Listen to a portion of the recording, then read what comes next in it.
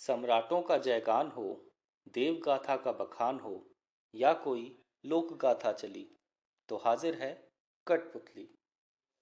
नुक्कड़ का नाटक हो, राक्षस प्राणी या चातक हो, या कोई हास्य कथानक हो, तो हाजिर है कठपुतली। भारत में सभ्यता का उत्कर्ष और आरंभ सिंधु घाटी सभ्यता से होता है और तभी से कठपुतलियां मौजूद हैं, या कहें कि उनके शुरुआती ढांचे तभी से बनने प्रारंभ हो गए थे। समय के साथ आगे बढ़ते हुए कठपुतलियों का उल्लेख वेदव्यास की महाभारत, पाणिनि की अष्टाध्यायी और सबसे अव्वल भरत मुनि की नाट्यशास्त्र में भी मिलता है।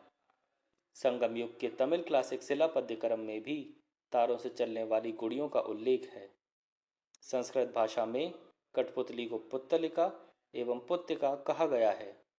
कठपुतली का शाब्दिक अर्थ है काठ से, यानी लकड़ी से बनी पुतली या पुतला।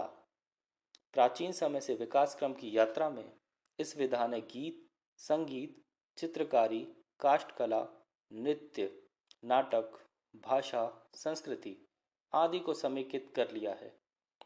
क्षेत्रीयता के अनुसार पृथक रूप धारण कर खुद को विस्तार दिया है। आज के समय में कठपुतली कला 4 पृथक श्रेणी में देखी जा सकती है। प्रथम है धागा कठपुतली, स्ट्रिंग पपेट्स। यह 8 से 9 इंच लंबे लकड़ी के पुतले होते हैं। इन्हें रंगने के लिए ऑयल पेंट का उपयोग किया जाता है। इसके उपरांत इन्हें सुंदर रंगीन कपड़े पहनाए जाते हैं और आभूषणों से भी अलंकृत किया जाता है। कठपुतली के विभिन्न अंगों को धागे से जोड़ा जाता है। धागा कठपुतली को राजस्थान में कठपुतली कहा जाता है। राजस्थान में कठपुतली के पैर नहीं होते हैं। उड़ीसा में इन्हें कुंधेई कहा जाता है। इनमें उड़ीसा के ओडिसी नृत्य की झलक देखने को मिलती है। कर्नाटक में इन्हें गोम्बेयट कहा जाता है। इनके माध्यम से यक्षगण शैली दिखाई जाती है। इसमें एक से अधिक कलाकार एक साथ कार्य करते हैं। तमिलनाडु में इन्हें बोमलट्टम कहा जाता है। यह कठपुतलियाँ भारत में सबसे विशाल होती हैं। कुछ की लंबाई 4.5 फीट तक होती है और वजन 10 किलोग्राम तक। इसके बाद है छाया कठपुतली, शैडो पपेट्स। यह सपाट होते हैं और चमड़े के बने होते हैं। इन्हें दोनों तरफ एक जैसा रंगा जाता है। इन्हें एक सफ़ेद स्क्रीन पर रखा जाता है और पीछे से पड़ रही रोशनी छाया बनाती है, जिससे आगे की कहानी रचनात्मक ढंग से सुनाई और दिखाई जाती है। इन्हें कर्नाटक में तोगालू गोम्बेट्टा कहा जाता है। इनमें अमीर एवं सामाजिक रूप से महत्वपूर्ण व्यक्ति आकार में बड़े होते हैं और अन्य सभी आकार में छोटे होते हैं। उड़ीसा में इन्हें रावण छाया कहा जाता है। यह हिरण के चमड़े के बने होते हैं। इनमें कोई जोड़ नहीं दिया होता है। आंध्र प्रदेश में इन्हें थोलु बोमलत्ता कहा जाता है। अधिकांशतः दैवीय और भक्तिपरक कथाएं दिखाई जाती हैं। तृतीय स्थान पर है दस्ताना कठपुतली, ग्लव पपेट्स। यह मूलतः कपड़े अथवा लकड़ी के बने होते हैं। इनकी पोशाक एक लंबी स्कर्ट जैसी होती है। इन्हें जीवंत बनाने के लिए कलाकार इन्हें अपने हाथ पर पहनकर प्रस्तुत करता है। केरल में इन्हें पावा कुथु कहा जाता है। इसका उद्भव 18वीं सदी के आसपास हुआ था। इनकी प्रस्तुति में कथकली नृत्य की झलक देखने को मिलती है। रामायण और महाभारत की कहानियाँ इनके माध्यम से प्रस्तुत की जाती हैं। चतुर्थ स्थान पर है छड़ कठपुतली, रॉड पपेट्री।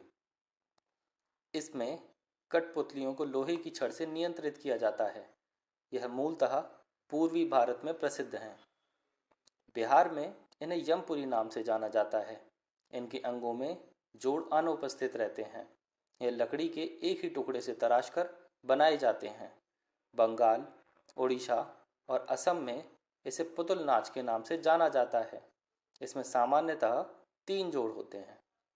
हारमोनियम, मंजीरे और तबला प्रस्तुति के समय मुख्य वाद्य यंत्र होते हैं। क्षेत्रीयता के आधार पर लोकगीत कठपुतली के प्रस्तुतिकरण की सुंदरता को बढ़ाते हैं।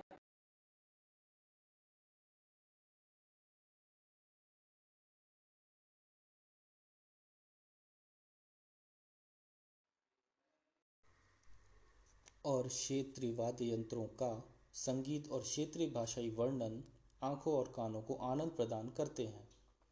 टेलीविज़न के आने के पहले कठपुतली अन्य कलाओं की तरह लोकप्रिय थी।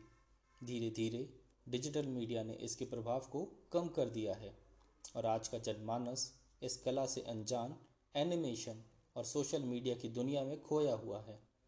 कठपुतली कलाकारों को सरकार से समर्थन भी नाकाफ़ी ही है। भोपाल के कलाकार दिलीप मासूम और लक्ष्मण भारती इस कला को सहेजे हुए हैं। सरकार द्वारा पुतुल समारोह जैसे कार्यक्रम इन्हें बढ़ावा देने का कार्य करते हैं। कठपुतली न केवल हमारे देश की संस्कृति को दर्शाता है, बाहरी देशों से भी लोगों के भी आकर्षण का केंद्र है। इसलिए हमें अपनी विरासत की तरह से इसे सहेजने की ज़रूरत है।